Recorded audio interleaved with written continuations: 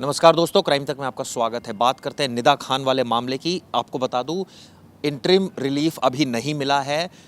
जो anticipatory bail application move की थी निदा खान की तरफ से, अब 27 तारीख को उस पर सुनवाई होगी। यानी पुलिस अभी भी कभी भी अरेस्ट कर सकती है। लेकिन निदा खान है कहाँ, इसके बारे में कोई जानकारी नहीं है। क्या वो मुंबई में है?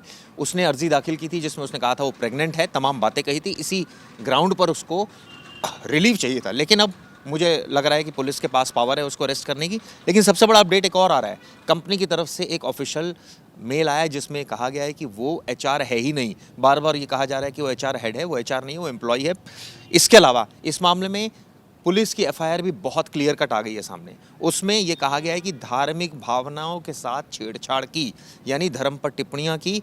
क्या धर्म परिवर्तन जैसी कोई बात उकसाया किसी को, या फोर्स किया, या वो एक्ट हुआ या नहीं, ये सबसे इंपॉर्टेंट कानून में इसी की बात होती है कि कोई आपने किसी को कुछ कह दिया, एक तो ये होता है, और दूसरा आपने कुछ कहा और उसको वो बदलवा दिया। यानी कि अगर फॉर एग्जांपल अगर कोई इस तरह की धार्मिक भावनाओं कहे कि एक विशेष समुदाय के बारे में कहे कि आपको हिजाब पहनना है और उस लड़की को पहना दिया आपने ज़बरदस्ती, वो होता है कि आपने धर्म परिवर्तन की कोशिश की। मोटिव और इंटेंशन दोनों इसमें मायने रखा जाएगा। अगर कोई भी मामला आप किसी के ऊपर आरोप लगा रहे हो तो उसका मोटिव और उसका इंटेंशन, और क्या वो पावर ऑफ डिग्री में था कि वो चीज़ करवा ले। अब मैं पावर ऑफ डिग्री क्यों कह रहा हूँ, क्योंकि देखिए शुरुआत में एक ऐसा आरोप लगा कि एचआर जो निदा खान है वो एचआर हेड हैं, एचआर हैं, और उनसे इसलिए सब डरते थे। लोग जाते थे उनके पास कंप्लेंट करने, तो वो लोगों की बात नहीं सुनती, और वो खुद सीनियर पद पर थी इसलिए कोई उन्हें कुछ बोलता नहीं। लेकिन सीधा टीसीएस ने एक प्रेस रिलीज जारी की और टीसीएस ने बता दिया कि वो कोई एचआर हेड नहीं थी, वो कोई किसी डिपार्टमेंट में एचआर हेड या कोई हेडिंग पोजीशन में नहीं थी, वो ऑपरेशनल प्रोसेस में थी, जो कि एक नॉर्मल एक जूनियर एम्प्लॉयज़ होते उस पोस्ट पे थी। तो वो किसी को अपने पावर डिग्री के साथ दबा पहला बात। दूसरी बात, क्या जो धर्म की बात कहा जा रहा है कि धर्मांतरण करा दिया आपने, धर्मांतरण कराना तो एक बहुत सीरियस एलिगेशन है जिसमें यह कहा जाता है कि आपने किसी का धर्म परिवर्तन करा दिया। नहीं, अभी चाहे इच्छा से चाहे अनिच्छा से। ये किसी एफआईआर, देखिए मेरे पास जहां तक इन्फॉर्मेशन है उसमें किसी एफआईआर में ये तो नहीं लिखा है चिराग जी कि धर्म परिवर्तन करा दिया, जहां निदा पर डायरेक्ट ये इल्जाम लगे हो। उसके ऊपर एक केस बनता है, एक केस जो लगा, एक एफआईआर में उसका नाम है एफआईआर नंबर 1 में, और उसमें लिखा है धार्मिक भावनाओं को ठेस पहुंचाना। मतलब आप किसी के धार्मिक भावनाओं को आहत कर दिए हो। ये क्या है? इसकी डेफिनेशन जरा समझाइए। कुछ भी आप किसी के देवी देवताओं के बारे में कुछ आपने कमेंट कर दिया, कुछ गलत बोला, धर्म के बारे में गलत बोला, जिससे मेरी धार्मिक भावनाएं आहत हो गई।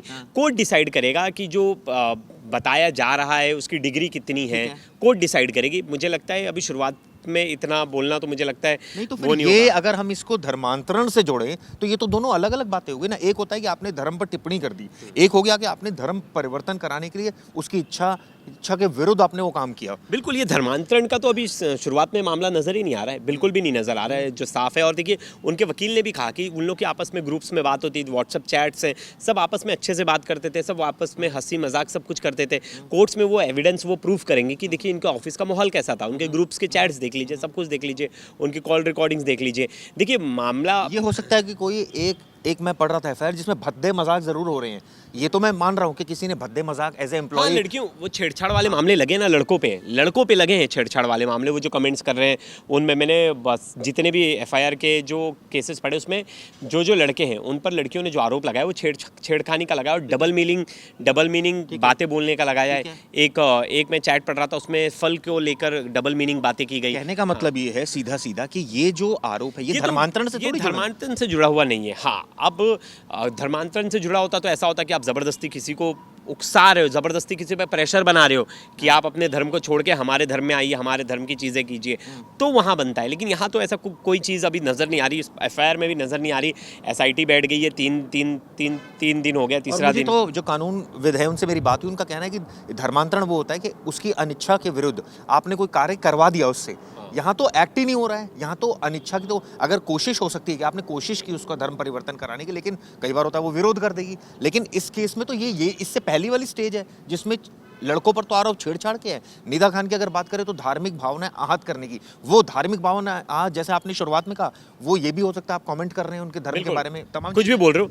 और चिराग जी ये तो देखिए, तो इतना हाइप क्यों किया जा रहा है इस मामले को इतना? और मुझे लगता है ये जो धार्मिक भावनाएं आहत करने वाला जो बातें हैं ना, वो भी बहुत कॉन्ट्रडिक्ट है। मैं आपको एक चीज़ एक सॉफ्ट लाइन में समझाना चाहता हूँ। अगर मैंने कल को जाकर आपके खिलाफ कंप्लेंट दर्ज करा दी कि आपने मेरी धार्मिक भावनाओं को ठेस पहुँचाया, आपने फला चीज़ें मुझे कहीं जो मुझे बुरी लग गई, अब उसका सबूत तो आप और मैं हैं। अगर मैंने आपकी एकांत बात की तो वो बहुत कॉन्ट्रडिक्ट होता है। जब कोर्ट में ऐसे केसेस जाते हैं तो वो स्टैंड नहीं कर पाते अगर उसमें कोई पुख्ता सबूत जब तक ना हो।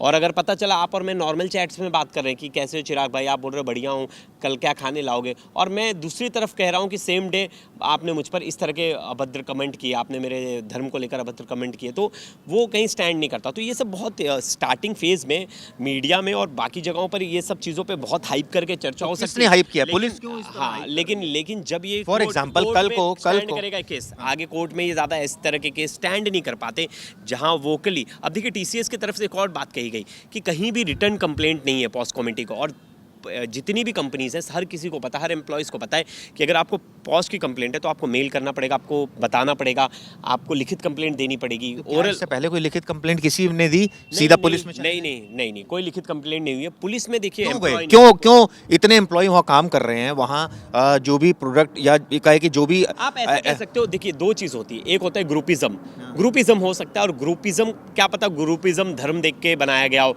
कि ये हाँ ये हो सकता है शायद जो आरोप ये बोलना चाह रहे हो कि एक ग्रुप जो था ये दूसरे धर्म का, एक ग्रुप दूसरे धर्म का, तो उस वजह से फाइट हो सकती है, लेकिन स्टैंड आउट नहीं करेगा। ऑफिस की लड़ाई है, ऑफिस की फाइट है, उसका मेन मोटिव क्या है? एक ग्रुप हावी था, एक ग्रुप कमजोर था, एक ग्रुप जो है जानबूझकर दोनों को, एक तरह से देखा जाए कंपनी की साख प्लस जो उस, अगर हम किसी के ऊपर बहुत सीरियस एलिगेशन लगा रहे तो उसकी साख पर भी तो बट्टा लगी रहा है। बिल्कुल लगी रहा है। और आरोप, लेकिन देखिए टीसीएस ने सामने आकर खुद सफाई दी ना, बहुत सारी सफाई दी कि हमारे पास कोई कंप्लेंट इस तरह की नहीं आई।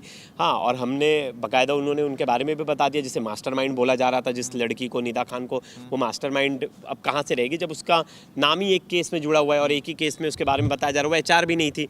तो अब ये चीज़ें देखनी पड़ेंगी कि कहाँ स्टैंड आउट करती, क्योंकि देखिए हम यहाँ बात कितनी भी कर ले, कोई चिल्ला ले, कोर्ट में तो फैक्ट्स पर बात होंगी और फैक्ट्स आपको वहाँ लाकर देना पड़ेगा। और केस किस धाराओं में वो किया गया है, पंजीकृत किया गया है, वो भी देखना पड़ेगा ना कि केस किस, आप देखेंगे सेक्शंस देखेंगे तो सेक्शंस मोस्टली सेक्शन जो है छेड़छाड़ के, मोस्टली सेक्शन जो धार्मिक भावनाओं को हाथ पहुंचाना है, और एक सेक्शन जो लगा है सिर्फ एक लड़के पे, वो है शादी का झांसा देकर, झूठा झांसा देकर एक लड़की को अपने प्यार में फंसाया और उसके बाद उसके साथ यौन संबंध बना और बाद में उस लड़की को उससे शादी और वो करने से इनकार कर दिया, तो वहाँ सेक्शन 63 लगा है। तो देखिए 69 सॉरी, तो वो सेक्शंस लगे उस पर, तो वहाँ भी कॉन्ट्रडिक्ट है। वहाँ कोई ये नहीं है शुरुआत में कि किसी ने आपको वो किया है, मतलब किसी लड़की का इन्वॉल्वमेंट है, कोई दूसरी लड़की आपके लिए जा रही है वहाँ एज ए शिकार, आपको लेकर जा रही है, ज़बरदस्ती फंसवा रही है। तो अब ये बहुत सारी चीज़ें हैं वहाँ उस लड़के पर। मामले में अब तक 7 गिरफ्तारियां, 9 एफआईआर, 9 एफआईआर के जो कंटेंट हैं जिनमें लड़कियां 9 सामने आई, 8 लड़कियां आई, एक लड़का शायद सामने आया है, जिसमें जो कंप्लेनेंट्स हैं सबने क्या निदा खान का नाम लिया या एक ने ही निदा खान का नाम? नहीं, सिर्फ एक ने ही निदा खान का नाम लिया। अभी इतना बवाल क्यों निदा खान के ऊपर हो रहा है? अब वही देखना पड़ेगा कि चीज़ें निकल कर आई कहाँ से और कहाँ से ये सिर्फ पूरी बातें फैल गई। एचआर हेड, एचआर थी, मेन थी, हेड थी, ये कराती वो कराती थी, मतलब ऐसी बहुत सारी तमाम चीज़ें थी जो सोशल मीडिया पर वायरल हुई। वो खबरें भी बनी, वो खबरें आई कहाँ से, पुलिस ने दी या इन्फॉर्मेशन कहाँ से आई, इसके बारे में इसका तो कोई हाथ सर पैर कुछ भी नहीं है। और मुझे लगता है जो अब ऑन द रिकॉर्ड चीज़ें हैं उस हिसाब से तो ना निदा खान कोई लीडिंग पोजीशन पे थी, ना कोई डोमिनेटिंग पोजीशन पे थी। डोमिनेटिंग पोजीशन मतलब ऐसे पोजीशन पे जहाँ ताकत रख के आप अपने से जूनियर एम्प्लॉयज़ को प्रताड़ित करें। एक सबसे बड़ी बात तो ये है ना, जो एक सवाल बेसिक उठेगा कि सब पढ़े लिखे हैं, आप जाकर कंपनी में कंप्लेंट करते। हाँ। अब आपकी इतनी मजबूरी क्या हो गई कि आप इतना डर गए कि आप कंपनी तक भी नहीं पहुंचे? बिल्कुल, बहुत सारे सवाल है और ऐसे नहीं कि बहुत बड़ी जॉब प्रोफाइल थी। बीपीओ का काम था, एक तरह से आप देखें तो कॉल सेंटर है। कॉल सेंटर मतलब आपको प्रोसेस के लिए काम करना है, आप कस्टमर केयर सर्विस के लिए काम कर रहे हो, आप क्लाइंट्स के कॉल्स को अटेंड कर रहे हो, तो वो था। मतलब ये तो आप देखोगे तो नोएडा में ऐसे 100 बीपीओज हैं, हर जगह हैं, और यहाँ जॉब थोड़ा ईजिली मिलता है। आप थोड़े से पढ़े लिखे हो तो यहाँ जॉब इजीली मिलता है। तो स्टार्टिंग फेज़ में हर कोई जाता है बीपीओ में, उसको जॉब इजी मिलती है इसलिए वो चला जाता है। और वहाँ जाकर अगर गुटबाजी हो रही है तो गुटबाजी एक अलग चीज़ है।